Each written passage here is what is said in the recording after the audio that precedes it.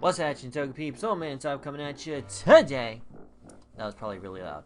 With our team builder for PPL D2 Division 2 Season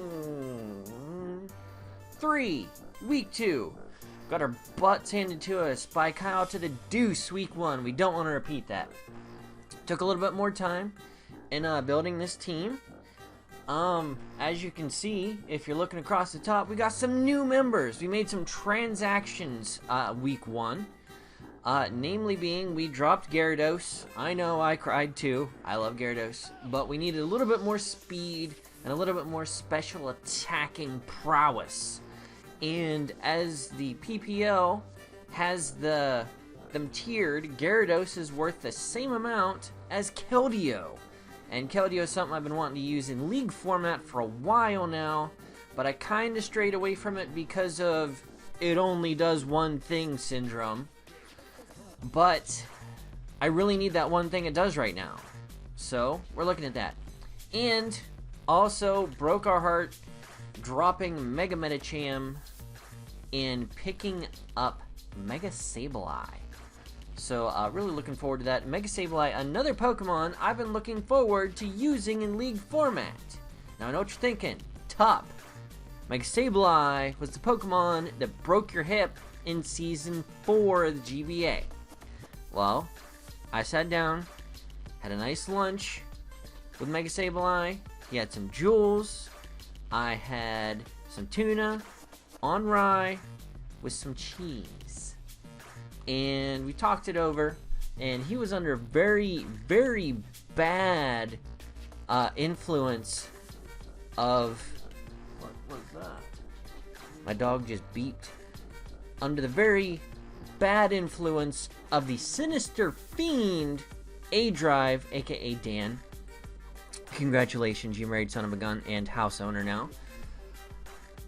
Who had told Mega Sableye that because of the wear and tear in my left hip, over time and decay, the carbon in my bone had fused, decayed, and due to the pressure of me walking for eons on it, fused into diamonds, which those of you who may know, diamonds, one of Mega Sableye's favorite treats, and that was why I tried getting into my hip. So we're past that now. I assured him it's just metal, which means I have to watch out for Aeron's attacking my hip. So, luckily that wasn't drafted this year, so I'm gonna worry about that. But, yeah. Let's get into the team. That's what we got. Mega Sableye. Woo. So, Portland Timbers, 3 minutes in, we're finally gonna look at the other team. The Portland Timbers, what does that make me think of? Timburr. What you yell when a tree falls.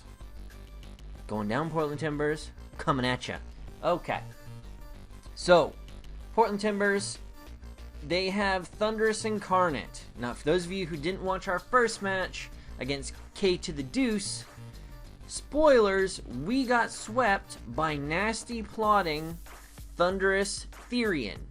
So, we're really watching out for this thing, and really don't want a repeat of the first week. Mega Gardevoir. I did not look at my Week 2 team matchup before I made my swaps. Both the things I got to bring this week are Week 2 stab attacks from Mega Gardevoir. Fantastic. Heatran is always around to ruin my life after I did diddly with it in Season 4 of the GBA. HitmonTop, another member of my Season 4 team of the GBA. HitmonTop, one of my favorite mons to use. Roserade, Kyurem, Vaporeon, Excelgor, Rhyperior, and Clamperl. Now, I look at this team, and I immediately see the gap in speed. There's Thundurus, who's like 111-ish. Faster than all my mons fast. There is... who else was there? Excelgor, who's like 130-something, 140-something. Like, only slower than a few mons in all of Pokemon. So, yeah. Really gotta watch out for that.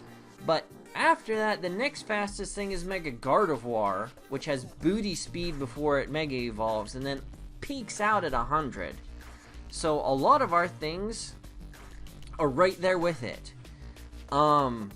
Heatran's like 80 speed, HitmonTop's booty speed, Roserade's like 90-ish speed, I think. Kyurem also 90 or 95 speed. Vaporeon I think is like 80. Rhyperior's like 50, I think. And Clamperl, we don't gotta worry about Clamperl speed because it's gonna do anything. It's gonna come in, Shell Smash and pass, or Shell Smash and sweep. So there we have that. Now let's look at the team we've built in preparation for this. We're bringing Landmine again, Ferrothorn. Really hope it gets a little bit more use this week. As you're gonna see, all these mons are at level 50. Will be, I think, level 50 or 100. Even though we're doing Wi-Fi battles, it's just for the benefit of the Genners. So yeah, that's why it's that way, and used to be 50 for GBA. But because I think you can only get Keldeo at level 100, I didn't want to jack with that, and things not being legit down the road. But we have our beautiful, wonderful, happy Landmine, Ferrothorn, with the leftover Iron Barb, Leech Seed, Stealth Rock, Toxic, and Bulldoze. Now what you're thinking, Tub, that is a jacked up set. Well, let's take a look at what we have. We have Leech Seed, which hits everything on his team except Roserade, who isn't going to stay in on us, because even Technician boosted HP Fire with Life Orb, with max special defense, I think that does like 30%-ish. So, I mean, not ideal for him, and we can just set up on his face.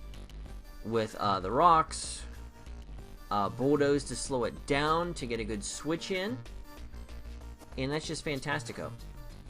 But yeah, Leech Seed does everything to everything. Stealth Rocks, because rocks are going to be pretty good, because his only way to get rid of rocks is the Hitmontop, and we have Steven Universe, our Mega Sableye this week, who can spin block for days, and Hitmontop really can't touch it very much. So that's bueno. Toxic, Bulldoze, Leech Seed. Toxic just wears down so many things on his team. Catching things on this. The only thing that isn't going to hit on the switch is Heatran. I really don't see Roserade switching into this. So, like I said, going to be really good against everything. The only thing it isn't going to hit is Heatran, and that's going to get nailed by a Bulldoze if we notice that's going to be his switch into this. And even so, Leech Seeding coming in is just going to be bueno. So that's why we have this. Coming in to take those Pixelate Hyper Voices that we're going to need to take. It resists both stabs by Mega Gardevoir, making it the only Pokemon that does that on my team, entire team. So we definitely had to bring it this week, and it's definitely bulky enough that Psyshock is going to be doing booty to Landmine. So that's what we got. Even his physical hitters, we're really not terribly worried about. Hitmontop's close combat's going to wear it down faster than it wears us down. Where are the rest of his physical hitters? Rhyperior? Is he really a fully special team? Wow, I just realized that. But anyways, Rhyperior not being a slouch in the physical offense department anyways, but Leech Seed and Toxic just gonna wall it. Even a Life Orb, Adamant Earthquake does less than half, I think. So, yeah. Bueno. So let's move on. We're bringing back Tyrion, and we're hoping Tyrion gets a little bit more action this week than it did last week, because it just made me sad. Because I made that huge misplay at the end of the game, not going for the extreme speed, which would have given Tyrion a kill. Guaranteed kill, but I suck. Yeah. Tyrion, my lion, rocking the Assault Vest this week to be able to switch into Pixelate Hyper Voices, namely Psychic, and just take Psychics like a boss if he is not running Psyshock. Psyshock not as good against, but yeah. He's going to run Psyshock. We can play around with Athena to get her in, which is our Cresselia. Pretty much the same set as last week. except running the Assault Vest instead of the Choice Band. There we go. So yeah, Sacred Fire, because burns on things are awesome, and chip damage is bueno. I mean, it hits everything on his team except for Clamperl, which I don't see switching in, Rhyperior, which I'm going to want to try and get the burn on anyways. Vaporeon, it still hits Vaporeon pretty hard, and Heatran. They're the only ones that don't really take a lot of damage from it. But burns are burns, and Heatran is the only thing that straight up eats Sacred Fires for days. But we have Bulldoze. We're almost always going to outspeed Heatran. Almost always, I said, not always, almost. Extreme Speed for late game cleanup if it comes to that. And Stone Edge because Thunderous Incarnate. Yeah. Okay, so we're moving on to Nay, our Keldeo Choice Scarf. Now, I really, for a long time, I considered running Specs this week, and I was running some calcs, and I really need that just boost to speed to guaranteed to outspeed everything, because I really don't think he's going to be running a Scarf Excelgor. I really don't. So, yeah. I have no speed to outspeed anything else on his team. Unless, of course, he Scarfs Thunderous, which I don't think he's going to do. Because that would just be silly. Because I could just poop on its face with the team I have if he was Scarfed. Yeah. So I don't anticipate that. Yeah. Probably said yeah about 50 times. So we have enough speed to outspeed Excelgor, and what else was it? Something if it was Scarfed. We have just enough speed to outspeed it, I don't know. But it's there. So, yeah. Max Special Attack. Now, this set, I'm running this set this way because I want him to be questioning my damage rolls. And what I mean by that is this modest max special attack with the Scarf, as long as I don't reveal I'm Scarf, is going to be doing fairly close to what the Choice Scarf damage, or Choice Specs damage could do. High roll, low rolls hit pretty close. So depending on how well he's calcing, I'm really hoping that will throw him off to an extent to try and figure out whether I am Scarfed and or Specs. Because Specs is obviously one of the most threatening sets that Keldeo has. But we're running coverage this week. Icy Wind, Secret Sword, Scald, Hidden Power Grass. We can't just run around scalding things while Vaporeon is around, because it just sucks up those scalds and says yummy. Pretty much everything on his team does not want to take scalds. Outside of Roserade, even then it doesn't want to get burnt, because residual damage on something like Roserade is no bueno for Roserade, but good for us. Hidden Power Grass to take out the previously mentioned Vaporeon if we can. And also another move that is 4 times effective against Rhyperior in the event he has, say, the Water Berry. I'm not good with berry names, so I apologize. But that's a set. Scald, Hidden Power Grass, Secret Sword, Icy Wind. And it really does work against his team once you get, Vaporeon out of the way. So that's good. Now I got Steven Universe, Sableye, the Mega Sableye.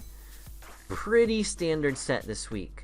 But outside of, Gardevoir, it really does work against his team. Possible lead with this, depending on what he brings and what I think he might be trying to lead with. Possible leads on his end.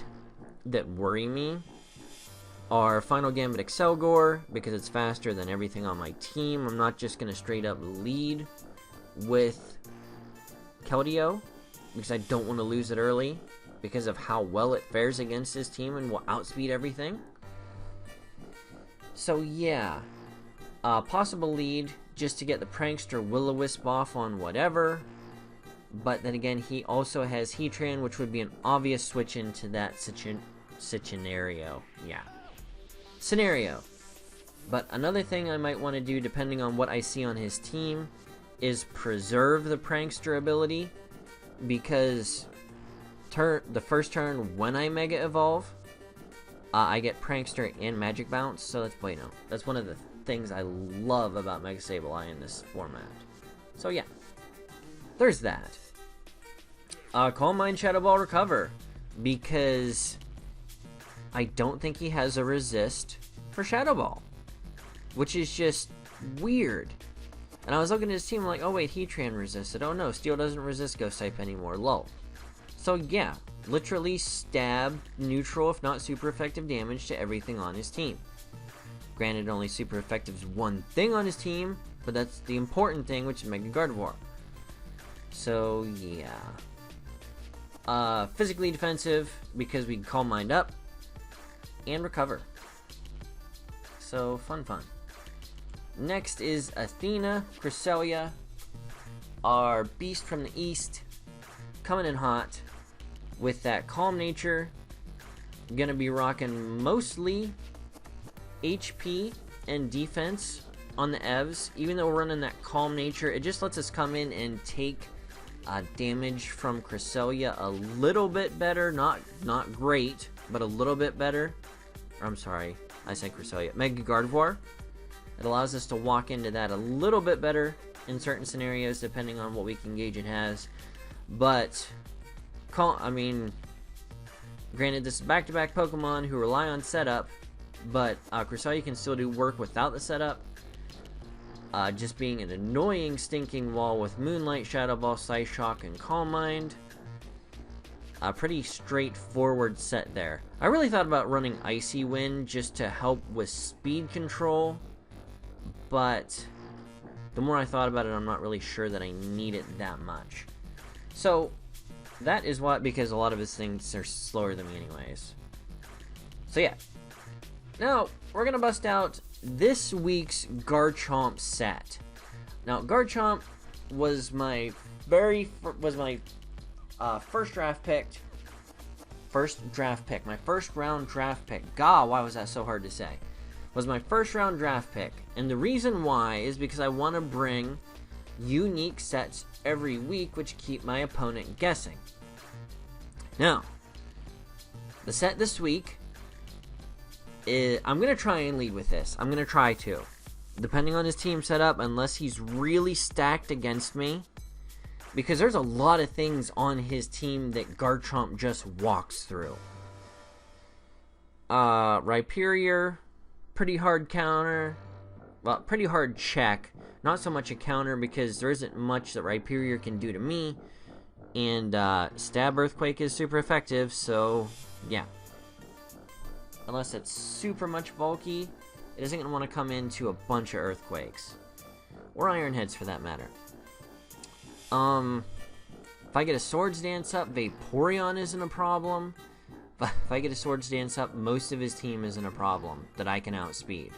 Again, that Thunderous Eye, expecting it to be a problem if it is brought. Because Bolt Beam coverage against my team is pretty stinking fantastic this week. Landmine stands up against it well, but as we learned last week, Incinerate destroys our life. So, that's something we gotta watch out for. Mainly why we have the mix we have this week, Tyrion can come in and take hits relatively well, again from Thundurus. Relatively well meaning it doesn't die when it switches in, and can pretty much revenge most of the time with extreme speed. So that's bueno. But yeah, Street Shark, if I can lead with this, depending on what it looks like he's going to do. This is just a, for the lack of a better term, a bluff lead set. bluffing a defensive lead, being like gonna set up Stealth Rocks turn 1. One good thing about this is we have more hit points than Excelgor, so we don't have to worry about Final Gambit as much.